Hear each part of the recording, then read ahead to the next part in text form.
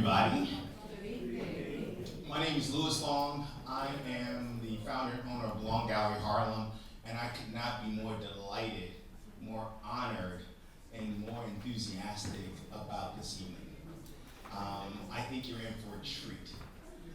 First, a couple housekeeping notes. Can we please ask that you silence your phones? And then also note that there are restrooms out in the hallway. Go out to this door here and just to the left. And then let's take a moment and take a couple deep breaths.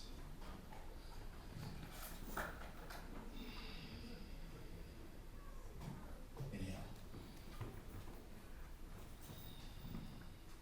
Exhale. One last deep breath.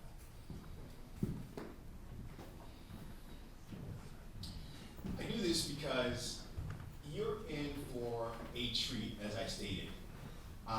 This is about no apologies, love the way you live, no matter what age.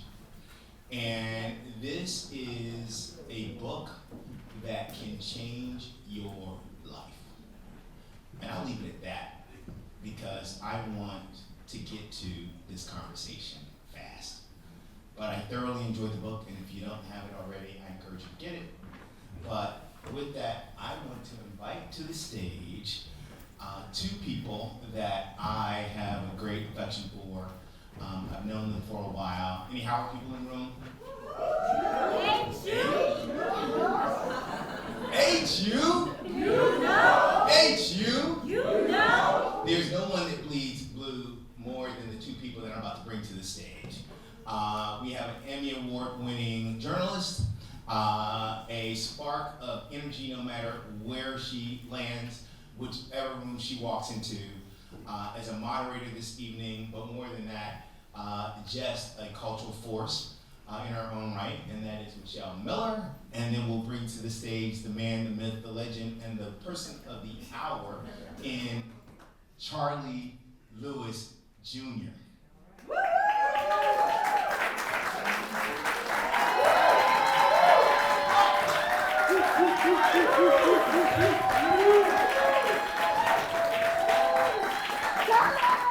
What's happening?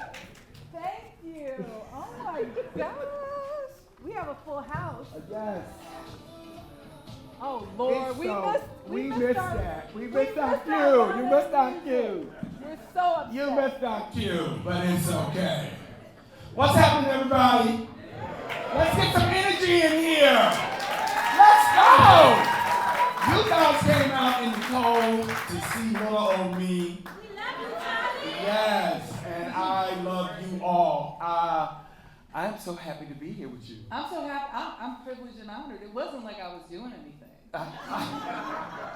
Well, we are going to change that. Thank you, my dear. Because this book is going to change your life. Let me just say, who's read this book? Oh my gosh. So Charlie called me, 2 months ago? Yeah. Said, I wrote a book and you need to talk to me about it. And I said, okay. You know how many people asked me that question? A lot. Actually, they asked, I want you to put it on TV. I'm so sorry I can't do that because this would have been on television. Okay. Right now. It's on TV. Yeah, I saw that. Yeah. Yeah. No, but I'm on my. You still got other shows. shows. Yeah. But yeah. what I will say is I was at jury duty. Okay. And I picked this book up, and being in the jury room, you know how boring that is. I was laughing. I was I was all the things. Yes. And I have to say, I do recall texting you in the moment. You did. And saying what? You said, Charlie Lewis, it was like you ordered me for this assignment. I'm serious. Like everything in here spoke to me. And I know it's going to speak to you in a way that just will fill your heart and fill your soul. Because, it's all about living out loud. Yeah. Being who you are. Yes. But, it's really interesting because you said in it, or you talk a lot about silencing yourself. Mm-hmm. And I really, truly find that hard to believe because ever since I've known you, you've been, That's the outside. Kind of like, that's why, That's the outside Charlie. yeah, we. But the inside Charlie can just go in, center himself, cut off the phone, and just be quiet. Is that the inside Charlie now, or was that always the inside Charlie? It's a little bit of both, you know. So, everybody's in, y'all comfortable. Come on, Herb, sit down. You come on in, we're family here. Late Herb. Come on, Herb. You came from Brooklyn, we love They it. didn't teach us. So y'all know I have to do my HU, because Louis, y'all know when I do HU, it's HU. So, HU! You know! All right, there we go. Now the room is up. Like, everybody knows Charlie in this room, right? Okay, so, but what period of the book, you know, you talk about things in the book through a lens of wellness. Yes. Whether it's emotional wellness or spiritual wellness. Yes. So, why that lens? Yeah, so 5 years ago, I met a young lady, and she came to me about an idea or concept about putting together a retreat because of my tagline, just out of the blue, love the way you live. And she came to me and she said, you know what, are you familiar with the 8 dimensions of wellness? And I said, no, I'm not. And so the 8 dimensions of wellness is social wellness, physical, financial, spiritual, emotional, occupational, intellectual, and environmental. So what I did was I took the personal memoir, my story, and I wrapped it in to those 8 dimensions. And when I got to know what those 8 dimensions were, I realized I was doing the work. And I started doing the work 40 plus years ago. So I really take you back to when I left Statesboro, Georgia, and came to Howard University, and how Howard was the place that expanded my mind. It was the place for the first time I saw black people not being monolithic. It was the place of expansion. It was the place for me to see the diaspora in its full totality. So the Caribbeans, the Africans, and all the African Americans from 48 different states throughout the country. Howard is very special. And you guys know that I, bleed blue. So you'll see that throughout the pages and how I go there. So that's how that came about. And it was just, it spoke to me. And when I started this book, really, basically, it was 10 years ago that I started trying to write. I was journaling, but my mind thought quicker than my pen. So I could never get it, writing it fast enough. And so that's when I met Nathan Hale Williams, who's my co-author. Is he here? No, he's not. Oh, he's in LA, okay. in the summer. Right. And I said to myself, Nathan, how do you write a book? I'm trying, but I can't do it. And he said, I got you. And the rest is history. And so basically, he interviewed me. We interviewed, we transcribed the notes, and then he built the outline for me using the 8 dimensions of wellness. And then here's the product. I know. And you give away some pearls. I'm just going to name a few. Life gives you more than one shot to get it right. I needed to hear that. We live in a time where people are suffocating under the weight of should-haves and what-ifs. Yeah. Clarity shows up when you stop lying to yourself. Meet your boss every 30 days to track your progress. Yeah. And there's page 17, That was, 19, and that's before page 17, 19, 23, 24, 29, 30, 31, 40, 58, 70, 76, and then when you hit Africa, you threw me out the park. Yeah. Yeah, you really have come to understand where your life started from consciously. Yeah. And let's talk about that point in your life. The aha moment. Where do you want me to start? You want to start?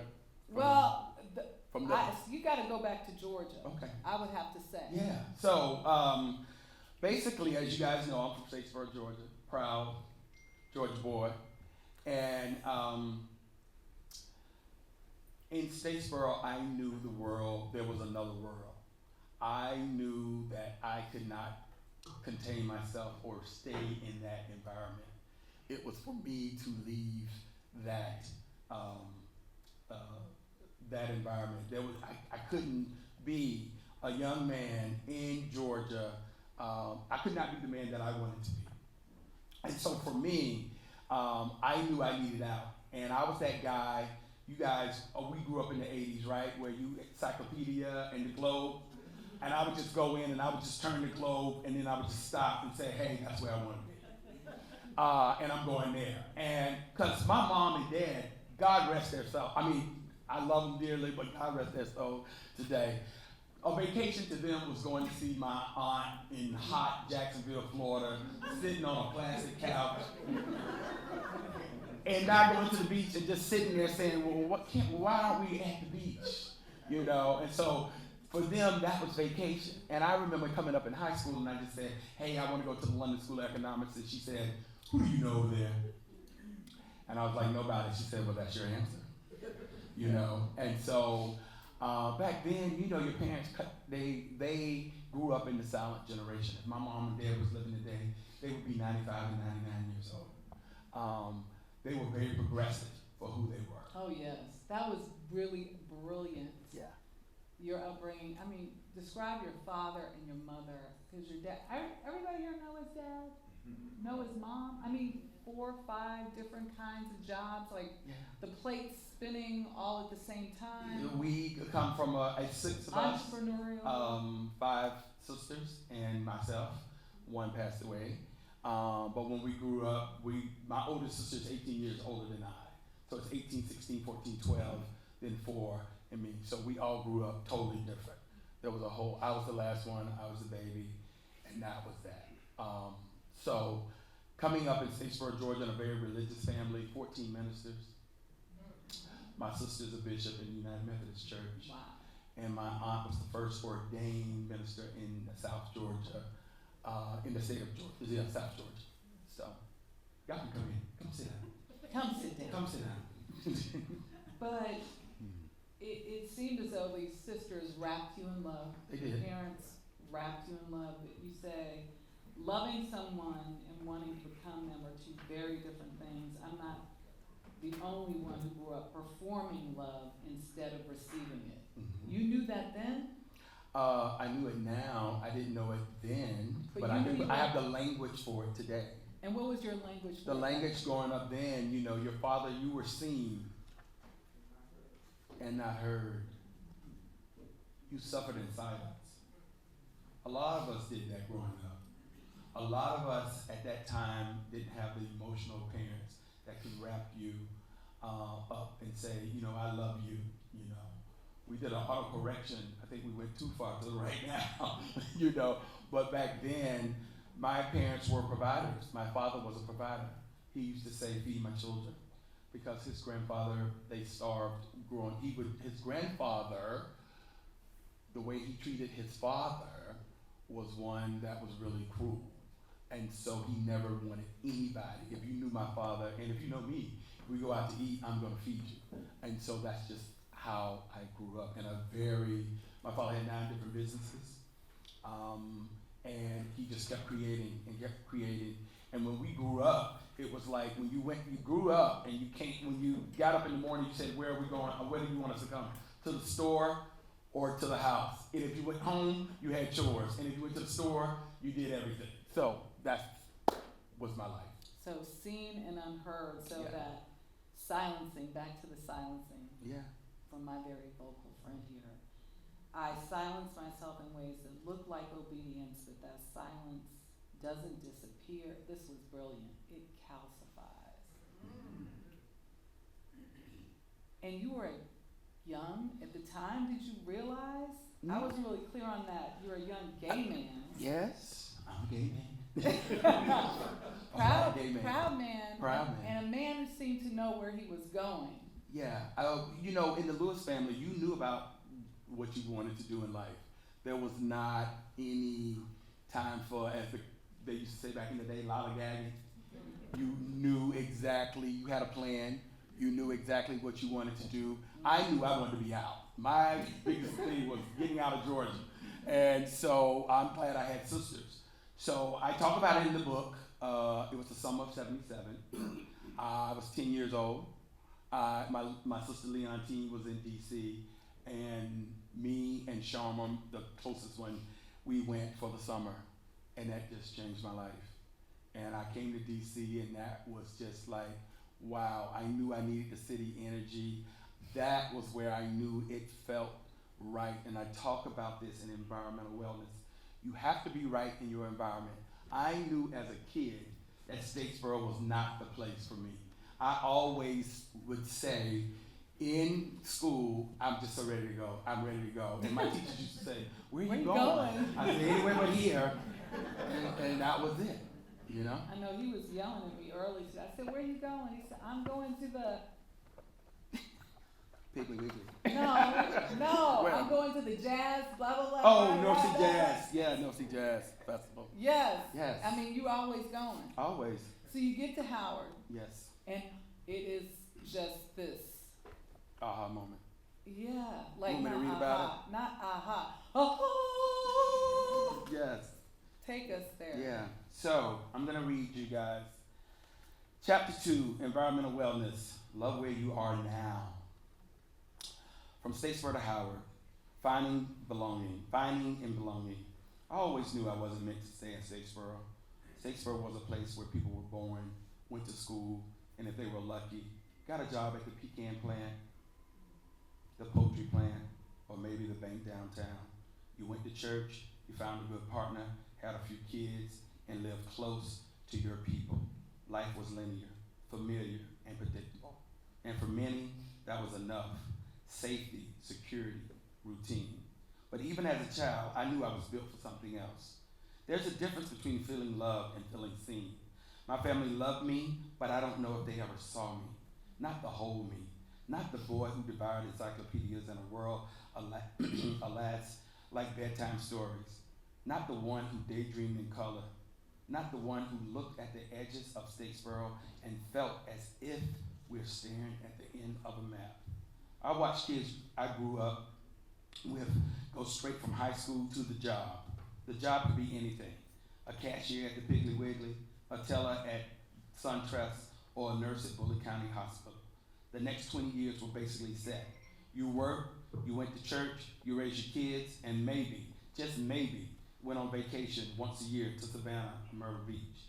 But that wasn't going to be me. The first time I really left Statesboro, I was 10 years old. My sister Sharma and I spent the summer of 1977 with my older sister Leontine in Washington, D.C. That summer was like no other. It was the first time in a major city, and the first time first time I felt truly alive, sensing infinite possibilities. As we stepped out of the car, something shifted in me immediately. It was the trees, the building, the black people, beautiful, confident, unbothered black people, walking with purpose. I had never seen blackness like that, not defined by the white gaze, not defined by the white gaze, not shaped by survival, just present, whole. That trip changed me. Fast forward to 1984, I returned to DC with Leontine to tour Howard University. Before this, I had no idea there was such a thing as a historical black college or university. That changed when my sister Rita came home for a visit and asked where I planned to apply to school. I mentioned the University of Georgia, Auburn, Emory. She cut me off immediately saying, no, I did all of that. Apply to Howard, Morehouse, and Hampton. So I did. Soon, I was visiting Morehouse with my favorite Aunt Essie. Morehouse was in the 80s, was small, run down, and 3.5 hours away from Statesboro, making that an easy no for me. Then came Howard. I saw students with natural hair, Malcolm X t-shirts, laughing in the sun, debating politics, blasting Sade, and playing this new sound called go-go and house music from their dorm windows. It felt like walking into the future and finally recognizing myself in it. I didn't know it then, but I was experiencing what the writer and professor Imani Perry would later describe as black joy, as resistance. Howard didn't just promise me an education, it promised me expansion. I didn't care what I had to do, I was going to get there. Getting into Howard was a big deal in Statesboro. It wasn't a typical choice. Kids who left town usually went to Georgia Southern, University of Georgia, Georgia Tech, or West Georgia. The idea of going all the way to DC from college was foreign, expensive, daring, and even a little bougie, if I was being honest. And yet, my father, practical and hard-nosed as he was, understood it. Maybe he didn't say it out loud, but he saw something in me. He saw that I wasn't going to thrive in the world he built. He had carved out his lane with grit and grind, but he also knew the weight of limitations. Even though he expected me to take over the family business, I believe a part of him was proud when I chose freedom instead. Howard wasn't just college, it was my exhale. It was the first time I could breathe without apologizing. I went back home my first summer, but only for a few weeks. After that, I didn't go back at all. That's not to say I rejected Statesboro entirely. It made me, but it didn't fit me. And there's a difference. I needed to be somewhere that reflected who I was becoming, not just who I had been. Howard gave me that. As the kids say today, Statesboro raised me, but Howard made me.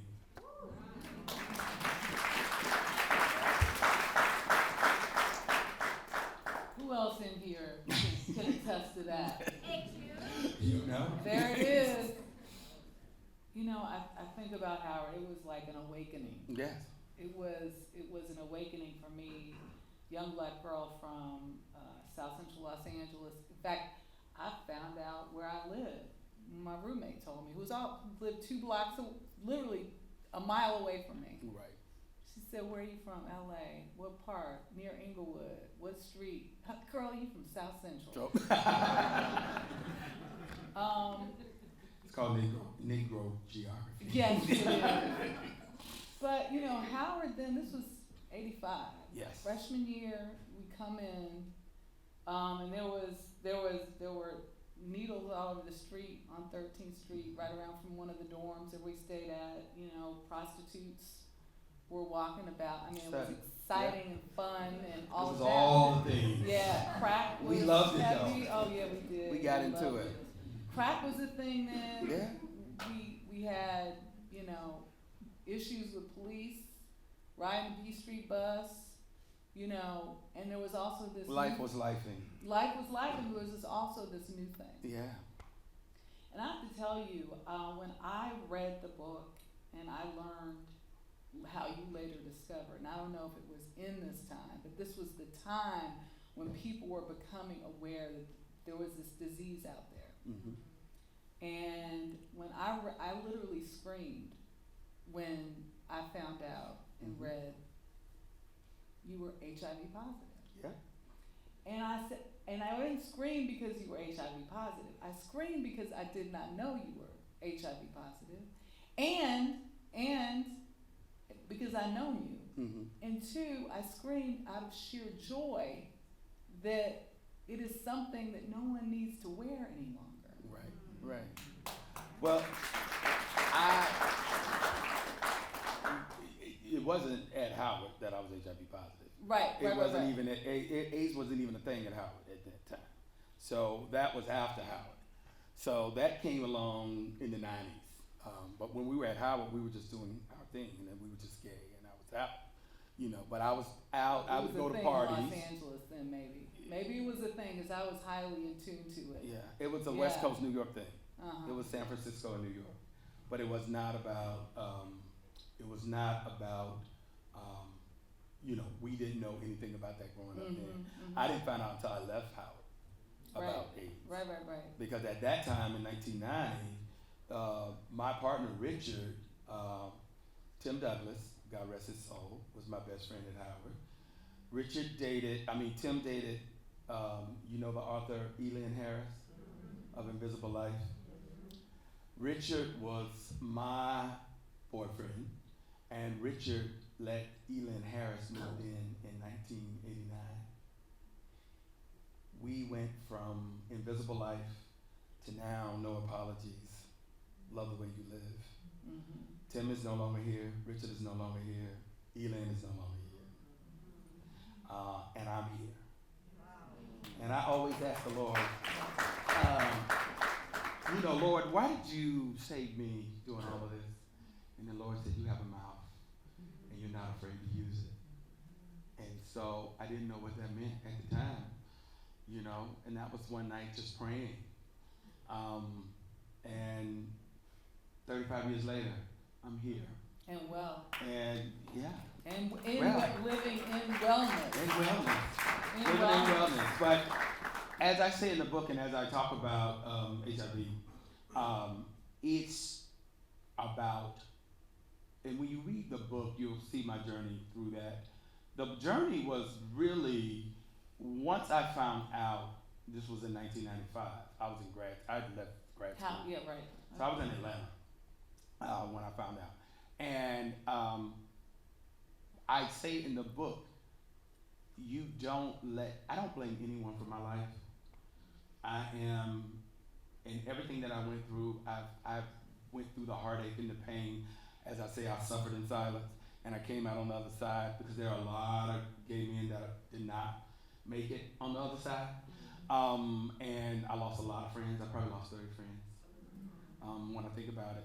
But the bottom line is for your health. I met my friend Wayne Noble here in New York, and the first thing he said to me was, make sure you find a doctor that wants you to live. And that was the biggest thing that I knew. And so today, my doctor, Michael Mullen, put in the book. He is my partner. He's my ride and die. But he's my partner, and he's been the best doctor ever. And it was something that stuck with me. And so I always tell people, no matter what disease you have, cancer, high blood pressure, diabetes, or whatever the case may be, you need doctors that want you to live. You know, you got to be an advocate. You got people in here right now dealing with elder care. You have to go to the doctor with your mother, with your father. You got to take down the medication. Your mother and father might be allergic to something. You need to make sure that they are tending to the business. So you just want to be an advocate for your health. And so at the end of the day, I don't even think about it, to be honest with you. Because it really doesn't, you pop a pill, and nowadays there are shots that are coming out now that you can take a shot 6 times a year, and that's it. And that's it. And that's where we have come in advance. So congratulations on that. Yeah. I find that you started at Howard thinking you wanted to do one thing. Mm-hmm. You did it. Yeah. And then you pivoted. Yeah. Did I? That was me. Yeah. My life has always been about the pivot. The pivot is what keeps you living and not existing. Okay. So of course, you graduated. You went to Ohio. I left Chocolate City at the time, and I went to Findlay, Ohio, and I went to White Chocolate City. I went to Marathon Oil Company in Findlay. It was only 4 black people out of 2,400 in the company. So I lived in Toledo, and I commuted 45 minutes a day.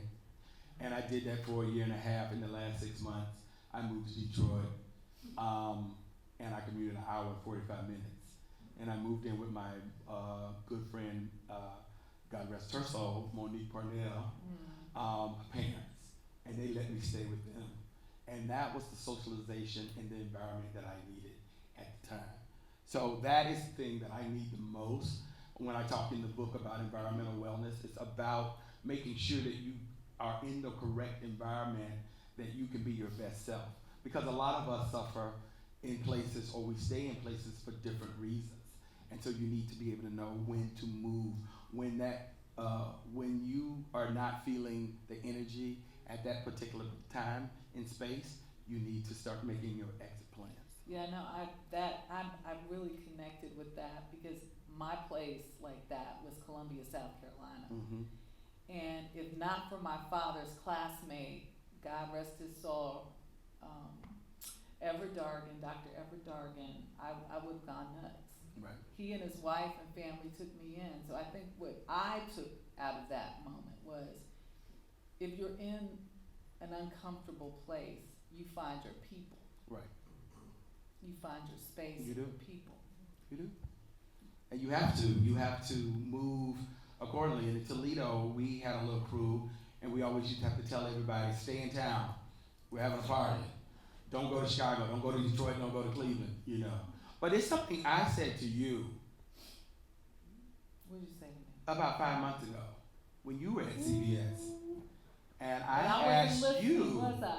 Yeah. Was I listening? I said, Michelle, what's happening at CBS, and why aren't you moving on? And you know, and you know what did you say to me? well, before I say that, you know, Mhm. Charlie has a way of asking you questions, and they really put you on the spot.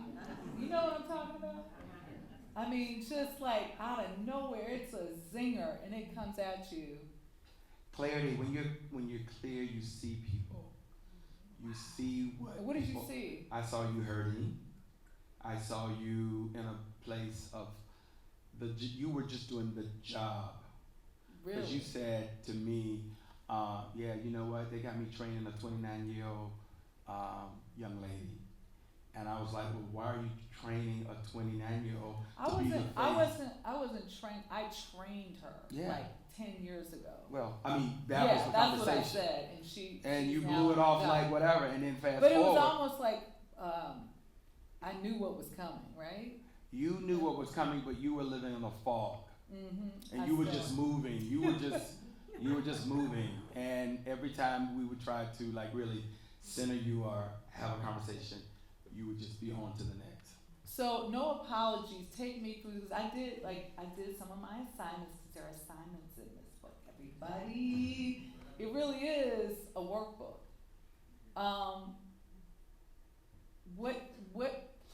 What lessons from it do you see helping me make the steps I need to make? Well, unapologetically. Well, we're gonna talk about everybody else's. We're not gonna have a counseling session tonight. No, we're not. You brought it up. No, but okay. But the bottom line is we want to go back to you. Yeah, let's go back to you.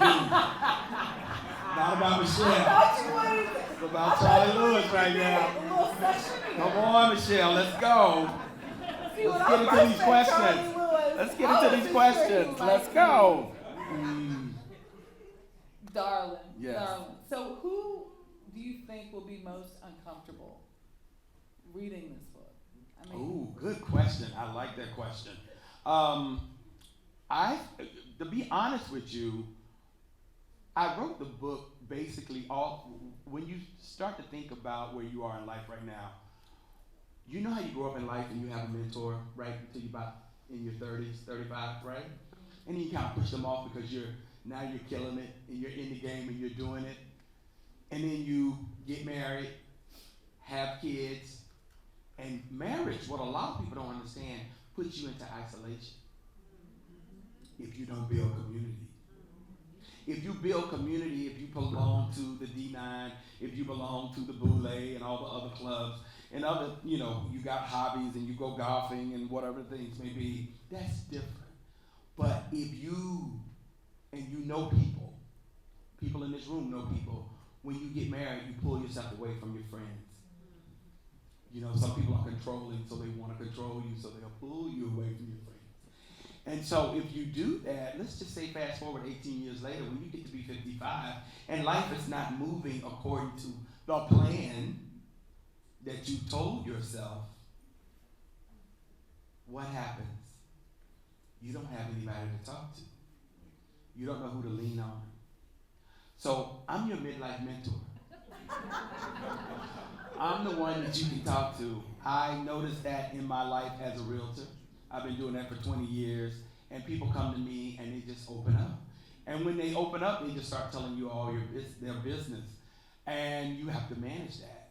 I've saved some marriages, and I've told some people not to get married because I can see that they were not equally yoked and ready to really move forward.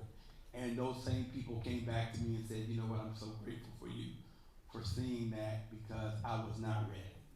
So I kind of walked you through the steps of, looking at life and really thinking to yourself. So for kids who read this book, the ones in here who are 25, 26, 30 years old, I hope this book make you think that if your mother was saying, get married, have kids, that's their life. That's not your life. Don't live your mother's dream. You're here for a reason. You're here for a purpose.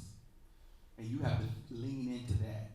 And people, I hate using that word purpose because a lot of people, I don't know my purpose. Well, you have passions. You have things that you really like to do.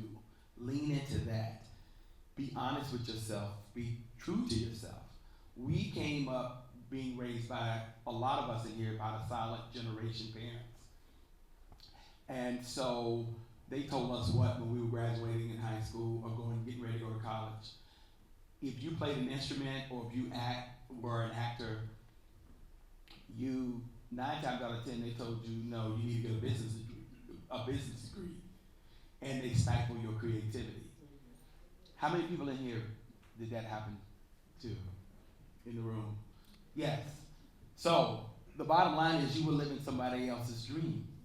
You were not living your own dream. And so fast forward 10 years, 15 years later, you're now at the place where you're trying to figure out, why did I go into business, or why did I go into corporate when really I wanted to be an actor, or really some people in here wanted to be an artist.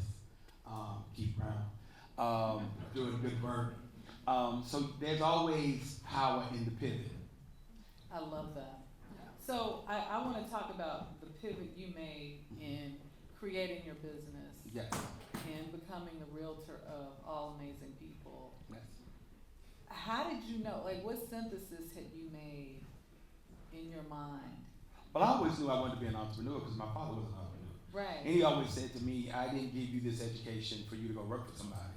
I gave you this education for you to work for yourself, because you're going to be smarter than most.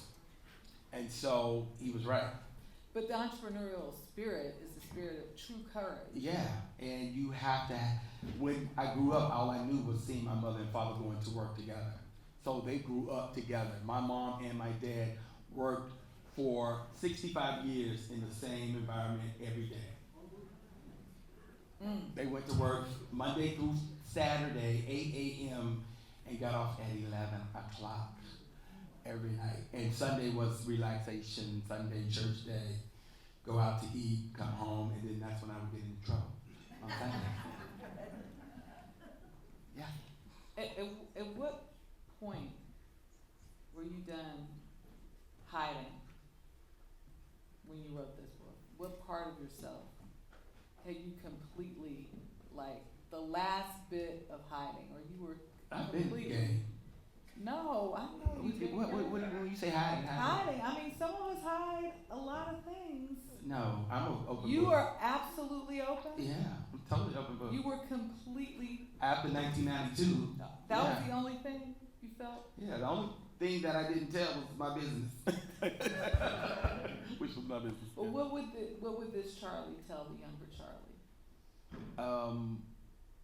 I have no regrets in my life on what I've done. The only thing I didn't do was have a conversation with my mother and father about me being gay. My mother knew. My sisters told me not to tell my mom because I would kill them. That would kill them because they were 40 years older than me. But at the end of the day, and I lived in New York and they were in Georgia, so I only saw them like twice a year. So it was like, there's no need to tell them, which I hate listening to them at that point. So that was the only thing that I regret in life. But me, that adventure spirit that I had young, I have that today. That spinning of the globe, I've been to 6 continents, I've been to 72 countries. That is what I have. So I knew my friends, when they were on their deathbed, they said to me, Charlie, go live your life. And that was really what was major for me. So doing that course, some of you guys know my best friend, Carl Touchstone. Carl Touchstone in 1992, he told me, he said, you're angry. And I said, what do you mean? He said, you're angry. We got into a fight. With guys, you're always an ego. There's always an ego there, so you're always tussling. And I didn't know what he meant by that. But, you know, back then we didn't have social media, but we had Oprah.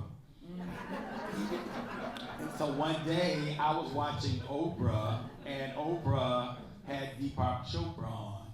And I was listening to him, and he was talking about self-help and getting yourself together and all that kind of stuff. So I took immediately, the next day I went to the bookstore, picked up his book, and I read it from front to back. And I was like, ooh, wow, it hit me. I am angry. But when you think about what I was going through, I was in the closet. I couldn't date. I were having friends that are around me that were dying. Because I remember I came home and I said, I was like 27, And I said, you know, my friends are dying, and my mom looked at me. She's like, you got a lot of friends dying. Why are your friends dying?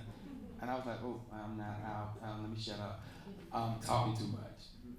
And so fast forward, I realized at that point in time I needed to get help. So I leaned back in on what I knew, and that was the church. And when I would go to the men's group, I would change the pronouns from he to she, so I could, you know, express what I was trying to get across and really come to an understanding of what it was. And I always say, and I said in the book, you know, you spend 0 to 18 in a controlled environment, and you spend the rest of your life trying to deprogram yourself from that environment.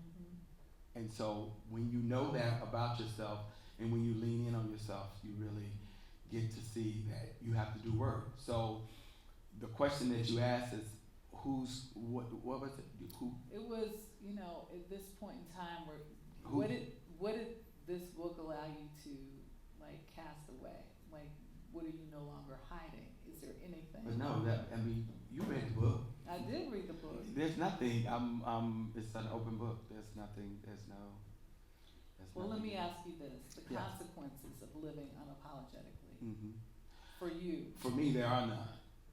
I'm 59 years old. Just turned out on Sunday. Thank you. Happy birthday. And you have to be measured with your authenticity in your words. I learned that over the course of the years. You couldn't be as direct as I wanted to be. I had to, wordsmith and change that. People in here who know me know that I am not malicious. It comes from a place of love. So basically, if I see my friends hurting, I'm going to speak up and I'm going to say, I can see you're hurting, and here's a little bit of advice. That was Uncle Charlie, right? That is Uncle Charlie. You guys saw Uncle Charlie on Forever, right? Oh my gosh. I adored, I've watched it 3 times this week. Yes. Your moment, love the wit. But this notion of, like, crossing a line and knowing when to reel it back. Well, part of that is TV, and then the other part is the reality. And so the reality in the vineyard is we have a house full of love, laugh.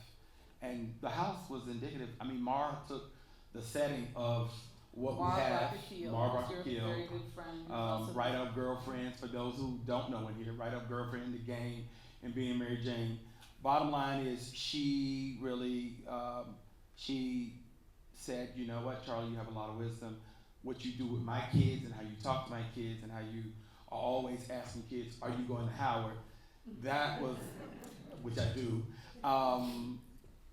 because I want children to be nurtured and loved the way Howard did that.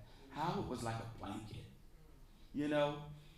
and 40 years later, I mean, look at this room. I mean, a lot of these people in here have been my friends from 1985, which is amazing to me. How many people can go to college and fill up an auditorium of your friends? I know.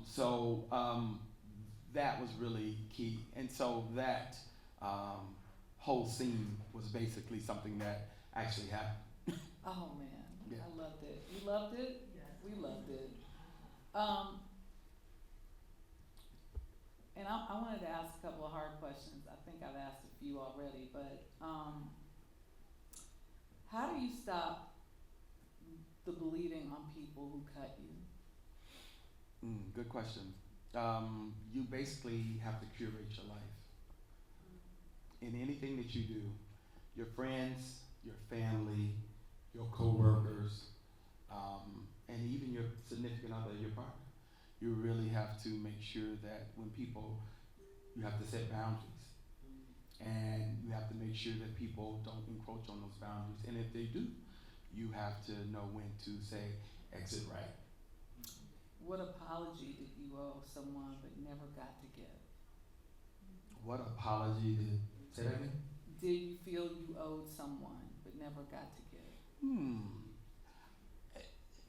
Michelle, I think my authenticity has always been my superpower. So I ain't never been shy of words. Wow. And I think everybody here can attest to that. Okay. What part of your healing is still unfinished? Ooh, good one. Good question. I pretty much through all of the, which I started out in the book with emotional wellness because I find if you're not emotionally mature, it is the center point of your life.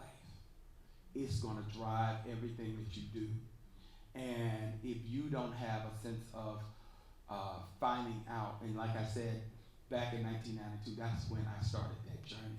And I knew I needed to work on that because I was not that person. But I always say too, in dating, you know, as a gay man that came up in the 80s, I always say we had gay dating dysfunction. And people say, what do you mean by that? I'm like, well, we couldn't really date outwardly until we became 30. And think about that. You kind of know what you want when you're in high school, you're dating, going through college as a cis couple. You kind of know what you want, but if you're hiding and in the closet and not your authentic self, you kind of really don't know what you need in a partner. So if anything, at the time, and I've dated over the years, but hey, there's always a room for improvement there. Tell us about the no list. The who? The no list. The no list. The no list. Yeah. Well, the no list is the list of you. When people get on that list, you don't invite them back in. And this is when you talk about friends. Yeah. And inventorying. Yeah. This was a chapter that was, it forces you to be introspective. Mm-hmm. And also real. Yeah. Describe why it was so important to include. Well, I mean, it's part of the wellness, of socialization. And so decluttering. Decluttering. Yeah, you have to declutter your friend group, and you really get to know who your friends are at that time. So, the friendship inventory. I'm going to read that and let you guys know. Let me tell you something that took me way too long to learn. Growth will cost you company. That's not a failure. That's a filter. Social wellness refers to the ability to build and maintain healthy relationships, feeling connected to others, and contribute to supportive community. It's about fostering positive interactions, developing a sense of belonging, and creating a strong support system. Social wellness is a key component of overall well-being, impacting both mental and physical health. One of the biggest lessons of my freedom years has been that everybody can't go to your next level or destination. Not because they're bad people, not because you're better than them, but because evolution demands alignment. And alignment doesn't beg. It doesn't plead. It doesn't twist itself into what or who it used to be just to make others comfortable. If you're doing the work to love your life, to love yourself, your body, your boundaries, your brilliance, then the people around you need to match that energy, period. There was a time in life when I would bend myself into a pretzel to keep a friendship alive. I'll check in endlessly. I'll make excuses for behavior that no longer aligned with who I was becoming. I thought longevity meant loyalty. That's just because someone had known me since Howard, or back in the day in DC, or grew up with me in Statesboro, they were entitled to a front row seat in my life. But here's the thing. Some folks were only meant for a few acts in your play, not the whole production. And when I finally accepted that, it didn't feel like grief. It felt like exhale. Let me be clear. I'm not talking about throwing people away. I'm talking about releasing what no longer resonates, about updating the cast list to reflect the man I am today, not who I had to be to survive. When you start showing up differently, your relationships shift. Some people lean in, excited, curious, supportive. Others pull back. They confined by their, They're confused by your peace, threatened by your glow up, or worse, they want access to the new you, but only if it comes with the old version of them. That's when you must choose. I've curated a circle that mirrors my values, not just my memories. People who can hold space for my evolution, who clap when I win, not just when I struggle, who don't need me to be small so they can feel tall. That doesn't mean we talk every day. It doesn't mean that we agree on everything. It means we show up honest, curious, and willing to grow together. Friendship in this season of life isn't about quantity. It's about quality. Give me 3 people who make me feel seen, supported, and spiritually hydrated over 30 who only show up for the party. Give me folks who check in when the world gets heavy, who aren't afraid of silence, who know how to hold joy and grief in the same hand. Give me real ones, and I'll call that abundance. Now, if you're reading this and you feel that tug, that small sting that says, damn, I've been chasing people who don't show up for me, or I'm pouring into relationships that never pour back, hear me. You're not crazy. You're just waking up. Sometimes our bodies know before our minds catch up. You leave a dinner drained instead of full. You hesitate before replying to the text. You remember how you used to laugh, really laugh, with someone and notice that now all you do is perform politeness. That's your inner inventory whispering, this no longer fits. There's grief in that. Of course there is. Some of my oldest friendships faded, not because of the fight, but because we stopped reflecting each other. We're speaking different languages. And sometimes the most loving thing you can do is let someone go with grace. But there's also freedom, because when you stop auditioning for old roles, you make space for new characters. When you stop watering dead plants, you stop noticing the soul you never even planted in. I think about the people I've met in the past 10 years, the ones who saw me without the old titles, who didn't need a history lesson to understand my spirit, people who arrived not to reminisce, but to reflect, who see the man I am now and say, yes, more of that.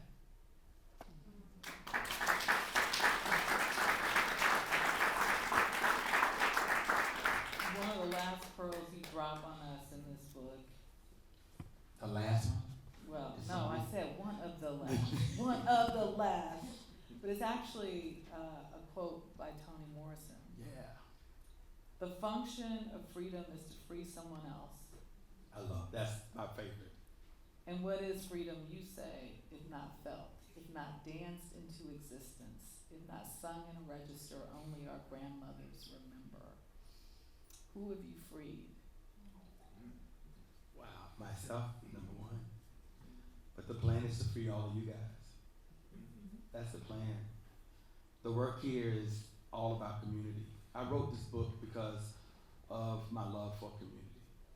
I wrote this book because when you see the trauma or when you see people not living in their truth, it hurts. Everybody is in a closet. You're just not in a gay closet, but you're in a closet. Whether you got married and didn't want to get married, you did that for your mother. You had kids and you didn't want to have kids. You did that for your mother. You worked a job that you didn't want. You did that for your mother or for yourself to make money. But everybody's in a closet. I want you to start to lean in and to love the way you live by doing what makes you happy. And that doesn't mean to be totally selfish. And you could say, Charlie, what do you mean? I'm 55, I just retired. I got my life ahead of me. You can pivot to do whatever you want to do. You can get a new partner. You can rearrange the relationships that you have with your parents, with your kids, or with your own spiritual being. It is time to actually put in the work so that you're not just running on autopilot. And there's too many people that you meet on a daily that are just existing, and then they just start drifting, and they're not contributing. I never wanted to get to this age and never share the wisdom that I've had, that I've acquired over the years. Everybody in here has a story, and you can tell it. And I love that I have a relationship with Howard and the baby bison. Two of my favorites are in here right now.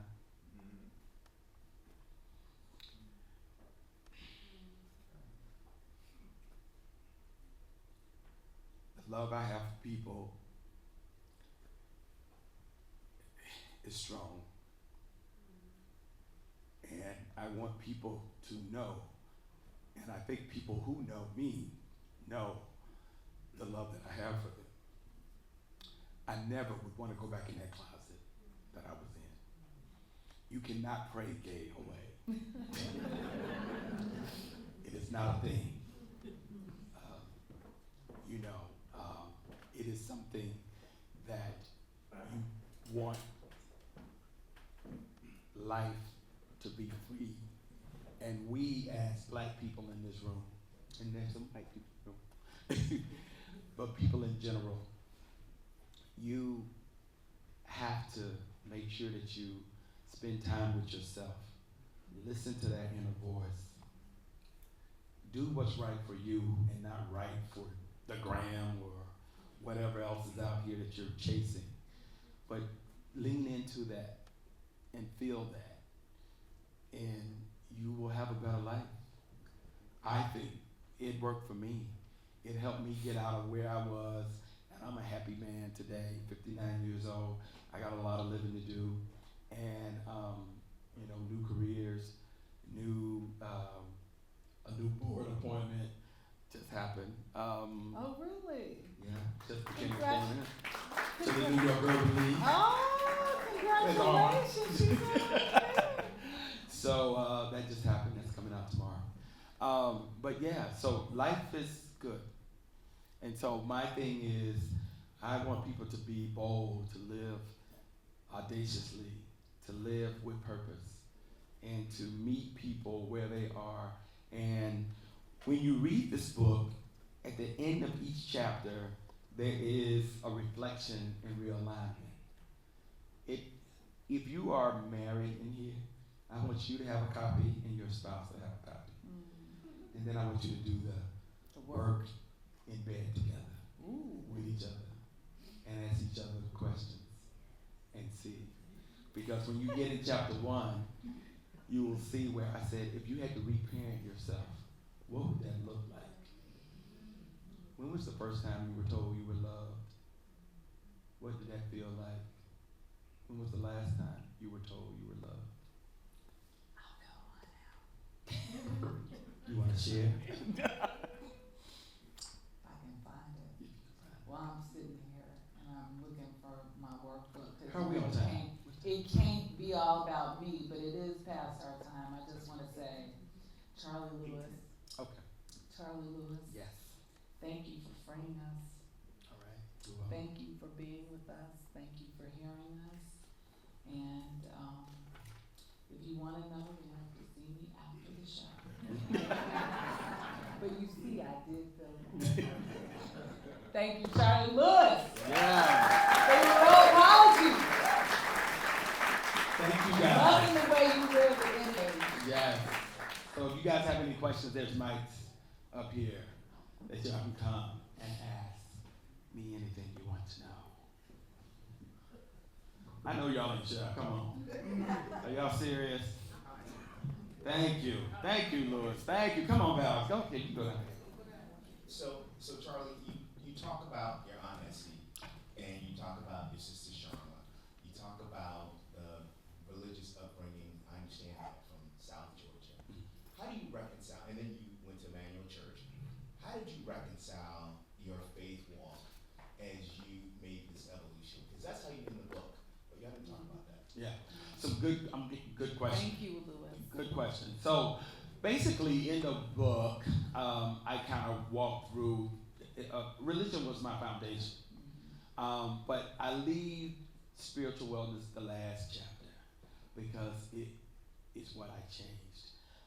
It changed me. Religion changed me.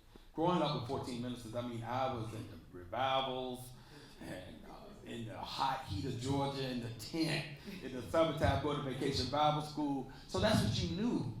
And it was where we were. My sister is the first bishop in the United Methodist Church in the Southeast Conference from Virginia down to Mississippi. Now she is over 500 and something like 70 churches in the state of Mississippi as the bishop. And so I leave Statesboro as a United Methodist, and I get to DC, and some people in here know Richard Smallwood. He was the choir director at Metropolitan Baptist Church, and God rest his soul, he just passed away last week, and they had his funeral. And that was the first time where I saw gay black men in the church, and I knew I went to Shiloh, and I went to, if you know DC, Shiloh and Metropolitan back then was the churches you went to.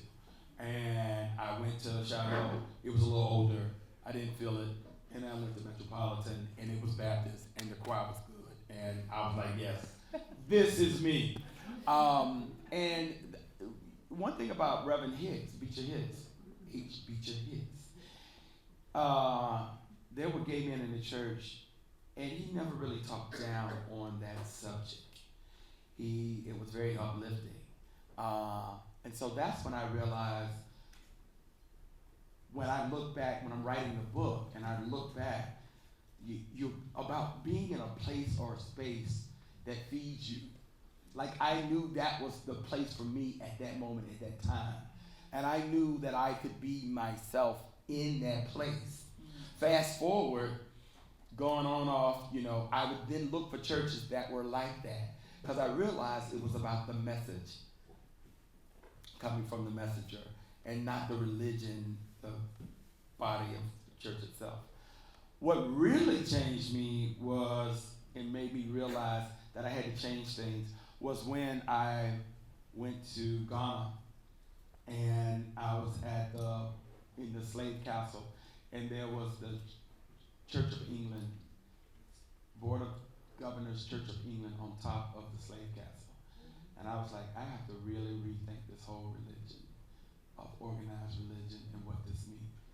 If you're having church, and if I'm sitting down in a dungeon with feces and the like all over you, and then getting pushed out into the Atlantic, I need to really think about this and what I've been told. So you do a re-examination of yourself and spirituality. I leaned in on religion because it was all I knew, and it was the foundation of what I knew that gave me strength to deal with what I was going through at the time. I fast forward, like I said, I got into men's retreats. I came to New York. When I got to New York, I needed to find a church home that was going to speak to me. And Emmanuel Baptist Church in Brooklyn did that. And the men's group at Emmanuel Baptist Church was where I could be, instead of changing pronouns, I could be myself. And that felt good. And Reverend Trufant was good. And then when I moved to Harlem, I left Emmanuel and came to LCBC, right on 116. And Reverend Michael Warren is just amazing, and everybody is God's children. And my sister and I really have good conversations. Sharma, they almost wanted her to be the face of gay marriage in the United Methodist Church, because, but she has to go by the discipline, meaning that you can't marry in the United Methodist Church because it's based off the discipline. It wasn't that she was against it, because her brother was gay. But she will tell you, Charlie, everybody's not put on this earth to procreate. And you have to ask yourself, there are married couples that can't have kids. And my definition of that is, you procreate in other ways. You procreate through art. You procreate through music. If you didn't have artists and musicians, how do you tell the story? How is history passed down? So there are other ways to procreate. And religion, I stood on that, and that saved me in the way of being able to listen to myself and knowing that the spirit in me is what I know growing up and leaning in on that, but also to understanding that, hey, I was 8 years old when I started feeling this way, and that was before I knew anything about the Bible. So I knew I was born this way. And God don't make jump.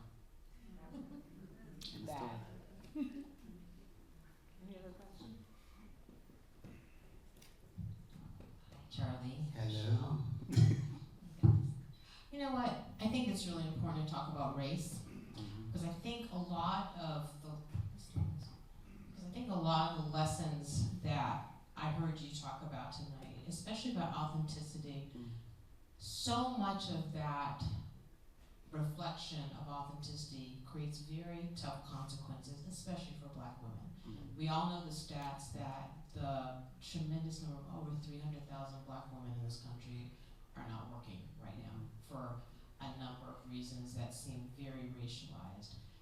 Black women in particular, I think, have to struggle so much with being very good at their jobs, being authentic, being true to themselves, because we are always pushing up against burnout, we're always pushing against self-doubt, we're always pushing against the dark side that can come with success. I'd like to hear you talk about 3 things that can keep people, I think, uplifted, keep people feeling as if they're on the right path to living their best life. You probably have a system, I know you're super disciplined. I think those are the type of things I'd like to talk about because I think race is such a big part of our ability to be authentic in America. Right. I agree with you on that. Your being Black is a superpower. It's my superpower. That's number one. I mean, I was raised in a family who knew that and taught that, and the foundation was you know who you are, you know where you came from, and you know where you're going. So I never had that in question. That's number one. Number two, as far as just hope and just being out there, you have to have a belief system, you know, in something, right?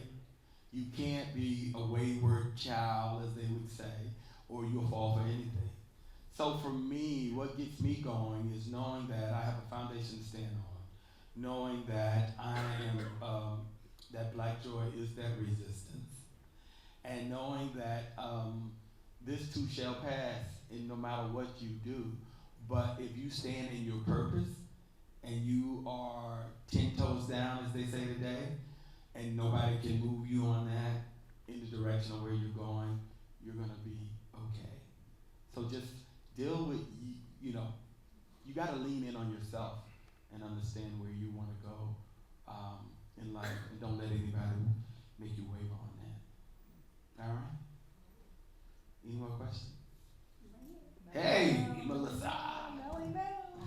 Hi, my Dyson family. How do you?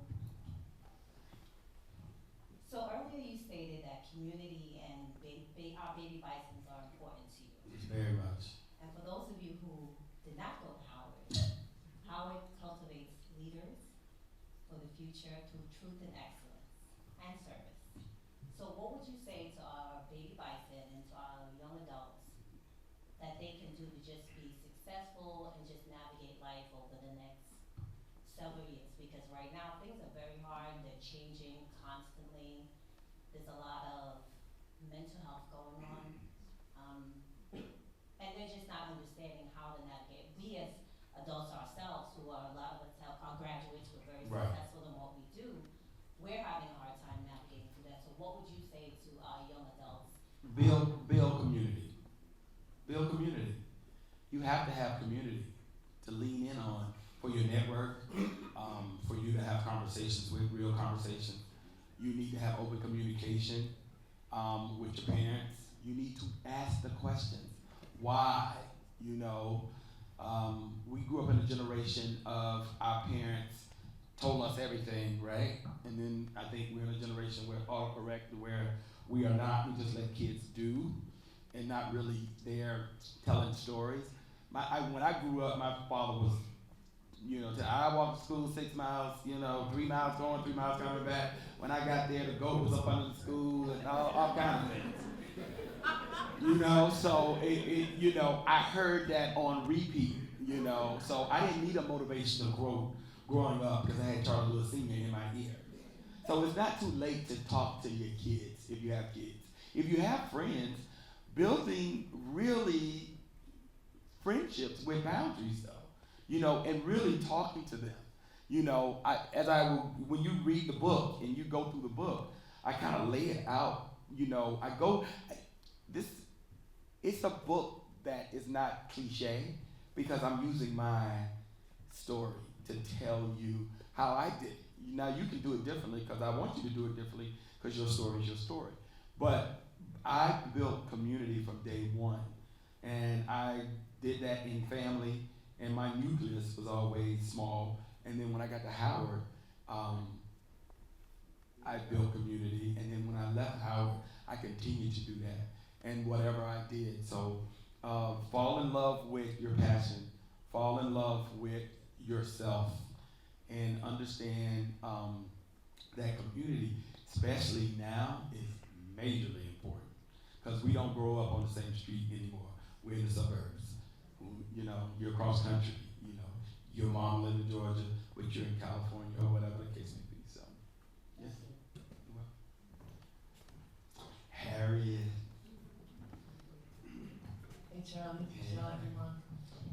First of all, I interviewed Charlie on Dream Makers on Saturday. It's still up if y'all want to hear the Yes. conversation.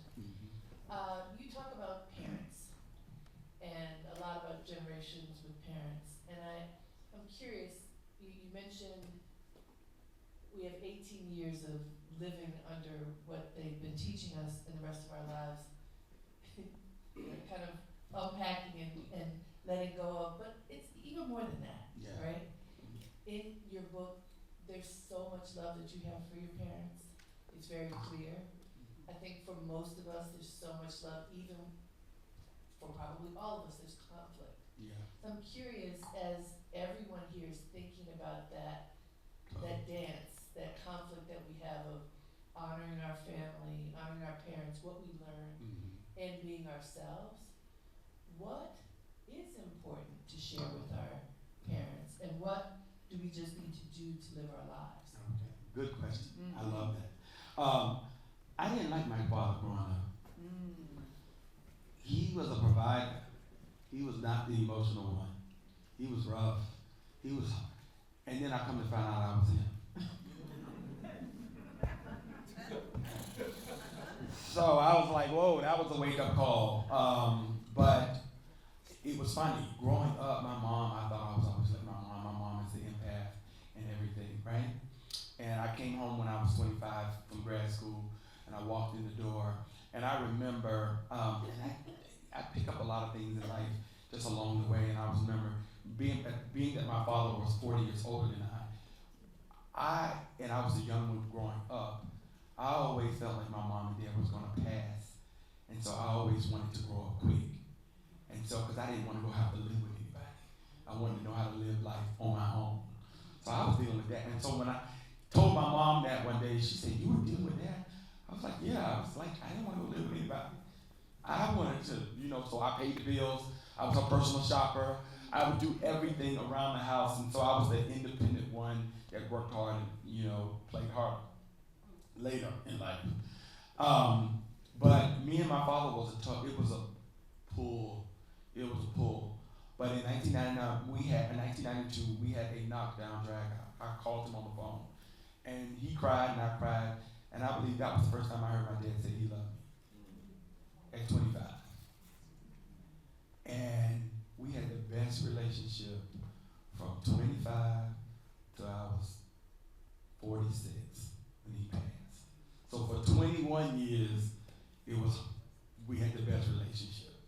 But from 0 to 25, it was oil and water. And I remember my father wanted me to come back home and take over the business, but I didn't want that legacy. There was no way I was going back to Statesboro, Georgia. And that same year, that 92 year was a pivotal year in my life. My mom looked at me and she said, "Baby, this is not your life. This is your father's life. He built all of this to take care of you. You go live your life." And it was like the weight just came off. So I no longer had to live in his legacy. And at the same time, I was dealing with being gay and trying to come out. So it was and then AIDS were on the horizon. It was so much happening in my life at the age of 27 while a lot of y'all was having kids. I was over here in a mental drain, like, what the hell is going on? Am I going to see through this? And so I would always say, Harriet, the question is, after that and what I realized, me and my father, I would just start asking questions. You know, what was this like growing up? What was that like life growing up? You know, because I needed to understand why he was who he was. I never faulted my father for who he was as a man because I knew when you think about it, he was born in 1927. He couldn't vote until he was 38 years old. Think about where we are right now in this time and what's going on. Some of y'all are not even 38 yet. And just imagine being that person right now, you can't vote. So when I look back at their lives, I forgave. It was easy for me to forgive. Because as he said, he gave me an education for me to understand his plight. And I think what happens, we don't give our parents grace for where we are. And you have to give them that grace. Because if you don't, you're going to die a miserable person. You're going to be angry for no reason. But if you start asking the questions of why this, why did you do this? And if you don't get the answers from them, talk to their siblings. Because that's when I found out a lot of stuff too about my grandparents and my mother and my father when I used to ask them questions. And then it made sense. And then I was like, oh, okay, I get this. So with your kids, talk to your kids. They need it. And especially today, they need to know the pain. They need to know, don't make it rosy. Because life isn't that. They're experiencing that now. They're about to see things happen and change. You know, parents don't have jobs. You might have to change, you know, living situations or whatever. And they need to understand, if you never talk them about where you came from, it's going to be hard for them to know where they're going. So, that part. It's the dawn bird. This makes me so nervous because I like to talk with people, but you know, we go back a long time. Yes. A long time. And I remember because it's really hard for me to talk about you in any other way of just praise because you are a light that is beyond anything that's ever been in my life. And working with you for so many years, I because you've shared so much, one of the stories, and I could write a book on the stories that I've heard from this man, but the thing is, one of the things that you said to me is I always thought growing up in Utah, being gay, fearing for my life, all of these things, and escaping to New York, get away from all of that, the religious dogma that I grew up around, all of those things, I thought I could escape and hide. And I think we had a story, and I want you to tell the story, so you told me about a roommate you had. And it was the first time the light bulb went on, I was like, oh shit. You know, I says, not only are you dealing with the gay, you're dealing with the race shit. Mm-hmm. And you told me that story, it's like, and since that time, 15 years ago, there's nothing I can't come to you, I am confused, I don't even pretend to know half of a fraction of what's going on. I just know a lot sucks. I can go to you in these safe spaces, but you know what I'm talking about? You know, I tell a lot of stories. Oh, Maybe a little bit more. So I was talking about like hiding here, doing this, whatever. You said you had a roommate, or you like it was the first white roommate you had. Mm-hmm. You come to school, you have this white roommate. He's wearing a Star David. Oh, got it. It's like, Yeah. this is the bravery of this man. Yeah. And So. in fact, you're talking about hiding. No, I got it. You just need to say Star David, and I got it. So I was at the University of Texas, and basically we were in a study group, and I think his name was Steve at the time, and it was 500 people in the MBA program. It was 25 blacks, 25 Hispanics, and 450 whites. That was University of Texas in one class. And so it was 1,000 of us. So there was only 50 blacks and 50 Hispanics and 900 whites. And so he came in from New York. He had a Star David on. And I remember going to study group and we were in a study union. And the next day when he came, it was off. And I was like, yo, where's your Star David? And he was like, oh, I took it off. And I was like, why? He was like, I'm in Texas. I was like, I can't pull this black off. Yeah. I said, so put this start dating. You're not going through. I'm not going through this alone. Right. So you gotta stand 10 toes down and know who you are. And so I'm like, if you're gonna be Jewish, but don't be a white boy in Texas and not, being authentic. And so, yeah, thank you for that. Any other questions? Carolyn, you got a question for me? Well, if nobody has any questions, are y'all questioning? Are y'all leaving? Any questions? Any questions? No. Well, I want to thank everybody for coming out tonight. Thank you. Thank you. I appreciate it. Thank you, Michelle Miller. Thank you, Charlie Lewis.